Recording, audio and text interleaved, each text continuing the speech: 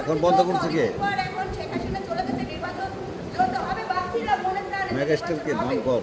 যদি এখন নির্বাচন হবে না, হ্যাঁ, মানে কেন হবে না কেন? হবে না কেন? কে বন্ধ করছে? বলছি যে উজ্জ্বল সাহেব অন্য যে প্যানেল ছিল, কে উজ্জ্বল সাহেব নাকি এই বিষয় নিয়ে মামলা কোন করেছে। উত্তর দেয়?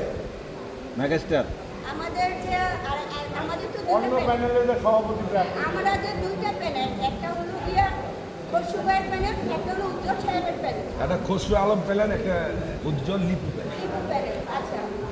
এখন তারা দুজনই আমার ভাই ব্রাদার, ঠিক আছে? বাট এখানে সত্যতামিটা কেন আসবে?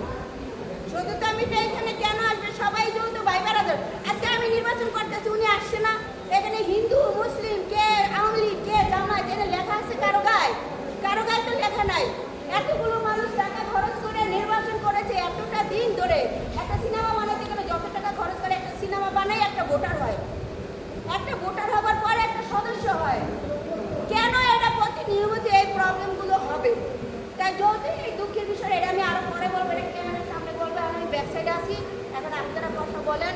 আচ্ছা, আপনার শুটিং আছে, শুটিং নষ্ট না করে আমরা সবাই না না না, নষ্ট হয়ে গেছে। আমাদের কি শুরু করবো? আমাদের আমাদের প্রেসিডেন্ট সেক্রেটারি আলম সাহেব আছে, খসরু সাহেব আছে, হ্যাঁ। এর আমরা মহরতটা শেষ করি।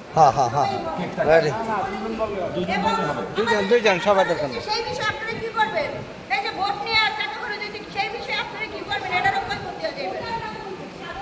সাধারণ ভোটার খালি আমরা ভোট কেন? সবাই বলবে।